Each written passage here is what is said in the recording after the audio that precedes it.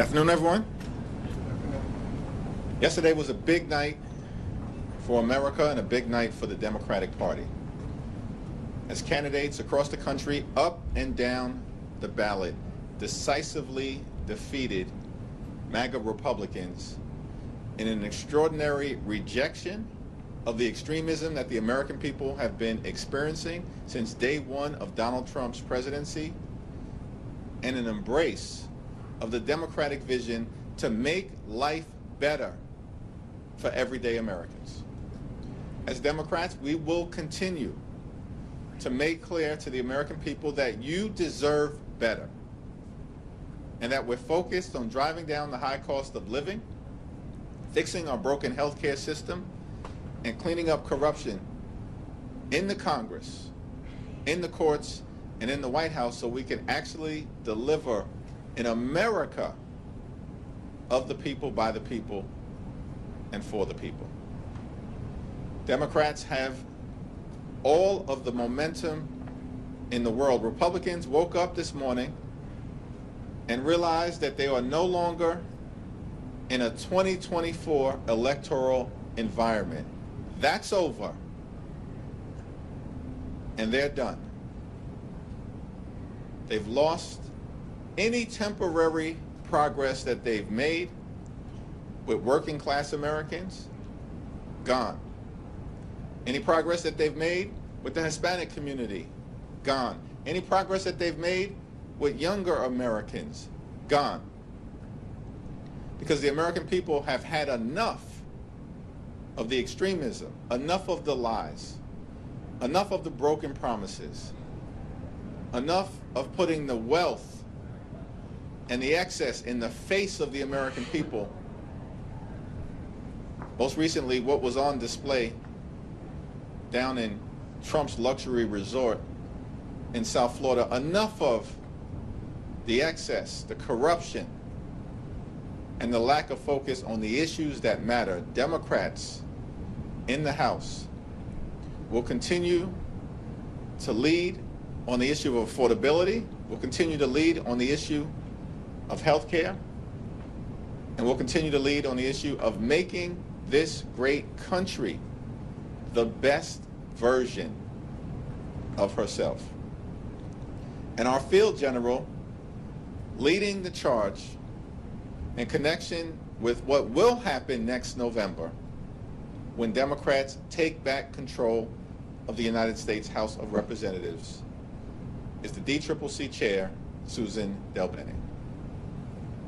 Thank you, Mr. Leader. Thanks everyone for being here, and thank you for your leadership just through this incredibly tumultuous time. Yesterday, from coast to coast, voters sent a resounding message that they reject the Republican agenda. They are raising costs on everything from healthcare, housing, utilities, their efforts to blatantly, and they rejected their efforts to blatantly rig the system to stay in power. Voters in California stood up and rejected Republicans' attempts to rig the midterm elections and deny people in California their representation in Congress.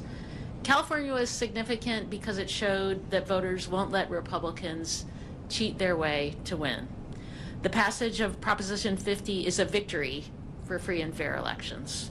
It proved that the public understands what's at stake and that Democrats are fighting to level the playing field and respond to the outrageous and un-American attempt by Republicans to rig the elections.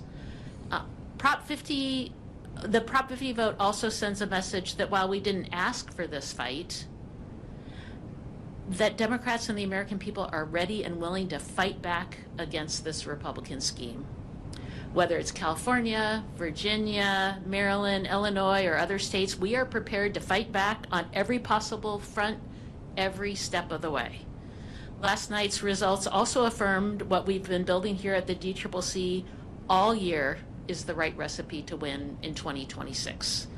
In Virginia and New Jersey, voters overwhelmingly rejected the Republican vision that puts the wealthy and the well-connected over the needs of everyday families. It's a testament to the quality of candidates like Mikey Sherrill and Abigail Spanberger, our colleagues and now soon-to-be governors. They're both former red to blue candidates. They're former House frontline members that flipped their seats in 2018. For the midterms, we're recruiting the same types of candidates. House Democrats are running incredible patriots all over the country who are raising their hands to serve their communities.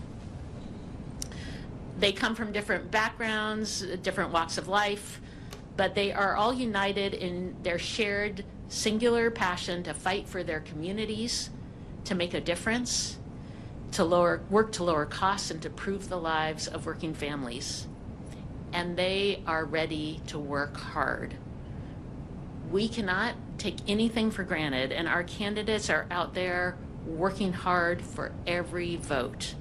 Meanwhile, Republicans are only focused on how they can bend the knee to Donald Trump and rubber stamp his disastrous policies. Now, I say a lot, and I will say it again because it's true. Our great candidates are the difference. They are the ones who make the difference in our mission to take back the majority. Great candidates actually take the time to listen to their communities. If Republicans were actually listening to their communities, they'd know that people are hurting, they are struggling, all because of the reckless Republican agenda and their harmful policies. House Republicans are wrecking our economy, and people are struggling day to day. They are personally feeling how bad the economy has gotten under the Republican trifecta. Groceries, utility bills, housing, health care, child care, everything is getting more expensive because of House Republicans. Trump and House Republicans promised on day one to lower costs, and they've broken that promise over and over and over again. It's going to cost them the House majority. All year we've been saying that Republicans are running scared, and last night showed us why. By every metric possible, we are seeing the American public sour on Republicans' disastrous record of broken promises. And it's why voters are going to reject them in the midterms. House Democrats have the better message. We have stronger candidates, more resources, and as we saw last night, a favorable political environment. The American people are with us. And that's a big, big reason why we're going to take back the majority in 2026. Thank you, and I'll open it up for questions. Mariana. Through line between the success we saw in Virginia and New Jersey and also down even in Arkansas, the message of affordability is one that House Democrats have been talking about throughout the year. We know that's going to be number one plank on whatever agenda you will have, but what other lessons, what other issues stood out to you all last night that will also be part of this House Democratic agenda to bring back the majority? Well, it is the number one issue, and it was the number one issue in 2024 as well. And one big reason why we overperformed in the House, picking up seats on the Democratic side, was because we had candidates talking about economic issues, talking about those pocketbook issues on the ground. And it absolutely continues to be the top issue. Like I said, housing, healthcare, childcare, energy costs, groceries, all going up because of Republican policies. And people see that, they feel that. You saw people cast their vote knowing what's happening right now. We have candidates across the country who are talking about that. So that is having great candidates talking about the issues that matter, working hard, and actually listening to people is a huge reason why we win. Affordability is definitively the decisive issue, as we saw last night, and our candidates now, governors-elect or mayors-elect, are on their way to serving the communities that they sought to represent, because they leaned in aggressively on driving down the high cost of living and addressing the affordability crisis that we have throughout America. In an environment where Donald Trump promised to lower costs on day one, but costs haven't gone down, costs are going up. Trump tariffs are making life more expensive for the American people by thousands of dollars per year, and the American people know it.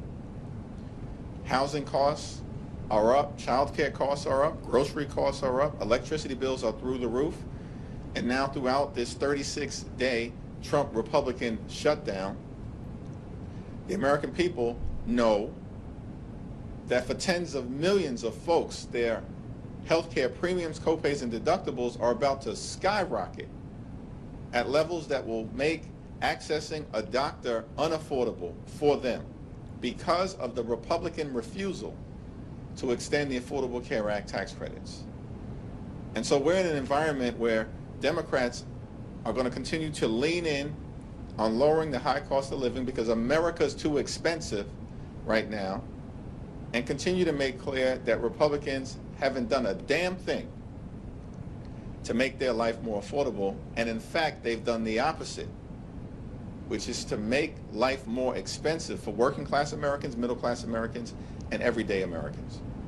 At the same time, what is also interesting is that you saw decisive Democratic victories in other parts of the country that clearly also signal the national environment that we're in. Sweeping the state Supreme Court races in Pennsylvania, a battleground state that Donald Trump just won last year. Winning down ballot statewide races in Georgia for the first time in 20 years. That's an indication of the environment and a rejection by everyday Americans of the extremism that Republicans have unleashed on the American people. And thanks to great leadership from Governor Newsom, who's done a phenomenal job leading the Prop 50 effort side by side with the congressional delegation led by Zoe Lofgren, Pete Aguilar, and Speaker Emerita Nancy Pelosi, side by side with our partners in organized labor, side by side with the California legislative leaders. It was an all-hands-on-deck effort to get Prop 50 over the finish line decisively. But Prop 50 didn't involve an individual name on the ballot. It was an idea that we have to stop Trump from stealing the midterm elections and give the American people the ability to decide who should actually represent them in the Congress after the 2026 midterms. Thank you, Chair. Following up on Prop 50, Republicans, they filed a lawsuit this morning in an attempt to apply California's new house maps. What's your reaction to the lawsuit? Does that pose any concerns to the effort to, as the leader has said, to offset some of the attempts that Republicans have made to gain what Democrats see through First, I'd say it's interesting that Donald Trump goes to the Republicans in Texas and says, give me 5 seats, and Republicans say, yes, sir, and they think that's okay. The people of California, who got to have a vote and a voice, Republicans don't think that's okay. I think that says everything about where Republicans stand. It's a frivolous lawsuit. Everything that was done in California was done consistent with the Constitution at the state level, with the United States Constitution, and with Section 2 of the Voting Rights Act. Compare that to Texas, where everything was done to undermine the Voting Rights Act and violate the Constitution, because the 5 districts that were targeted by Donald Trump and Texas Republicans were all represented by African American or Latino members. All 5 that they want to wipe out as part of their effort to rig the midterm elections. And we expect that there will be a decision sometime soon from a 3-judge panel in Texas that might conclude that what was done by Texas Republicans was unlawful. And that's very different, as Susan pointed out, than what the people decided in California to make sure that they had a fair map that we would be determined by them as individuals, citizens of California, and not Donald Trump and his MAGA extremists. You mentioned that for Democrats, the number one issue was affordability and flood limitations. For Republicans, what we saw this past yesterday was the focus on social issues, cultural issues, such as trans issues. How are you, I guess, directing candidates here, how to respond to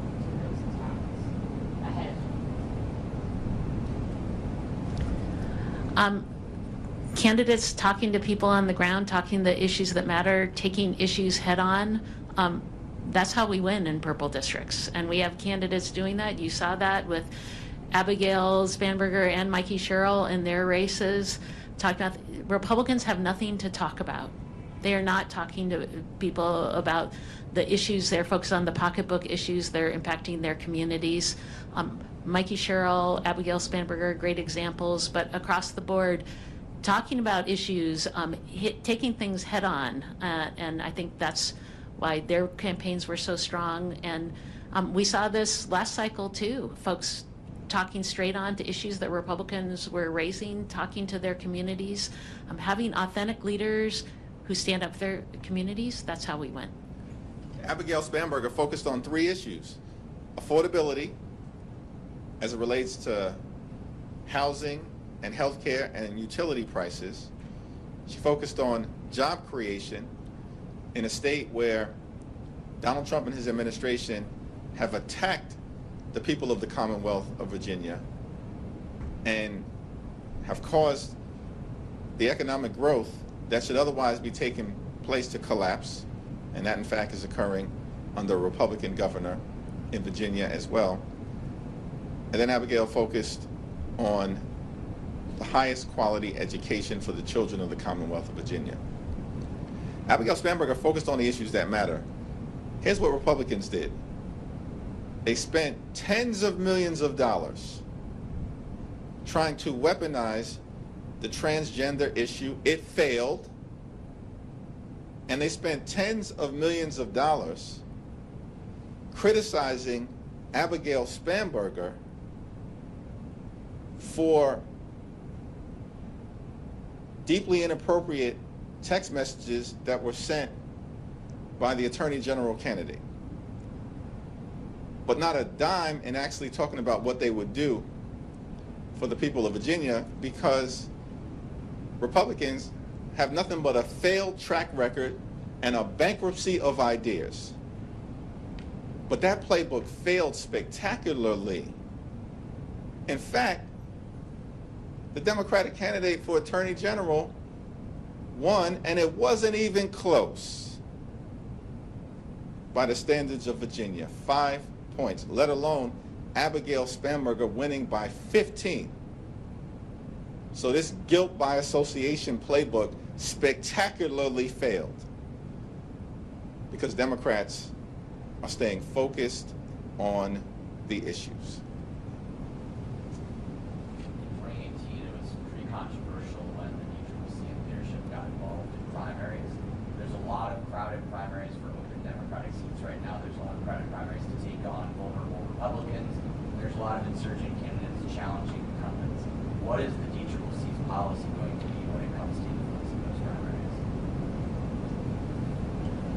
Our policy is the same policy we've had since I've been chair. You know, we have great candidates running, sometimes multiple great candidates running in primaries, and they are going to work hard to earn support in their communities to differentiate themselves. We have, in a small number of cases, gotten involved. Janelle Bynum, one example last cycle, where we were involved in her primary in conjunction with, delegation, many folks supporting her campaign. But, in most of these cases, the voters are going to have a decision on who the primary candidate's going to be.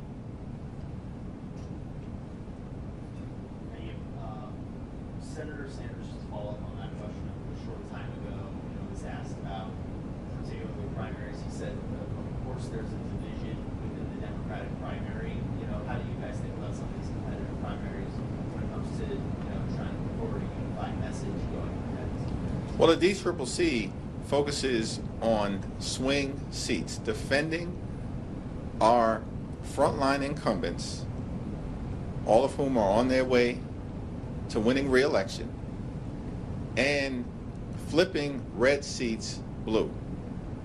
And the DCCC has never gotten involved in primary dynamics that involve safe Democratic seats, and that policy has not changed.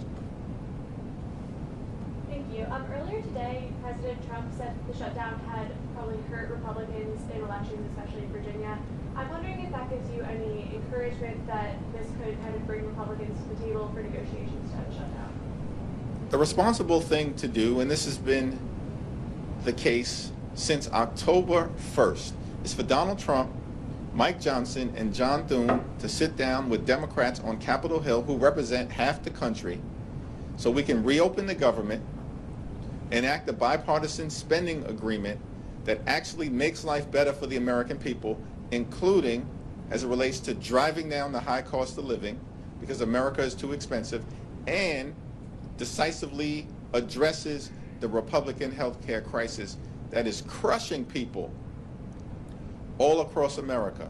Working class America, small town America, rural America, urban America, the heartland of America, and black and brown communities throughout America. Republican policies are crushing people, particularly as it relates to the cost of living and health care, and the American people are rejecting that extremism, and we saw it on full display from coast to coast and everywhere in between last night. To follow up on that. Last question. To follow up on that, what message did last night's election results send to Senate Democrats who were going into last night? Some of them were starting to talk about off-ramps, compromises, things like that. So what message does kind of the overwhelming support for Democrats last night and focus on off-ramps send to them?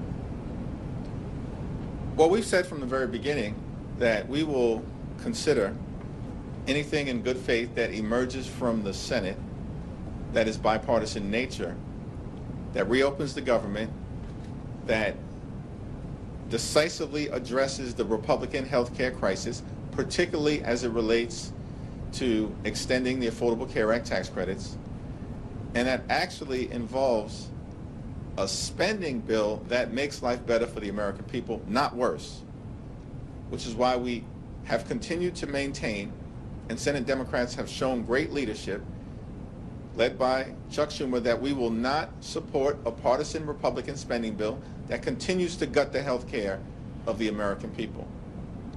That was our position in September. That's been our position throughout October, and it remains our position in November. Thank you.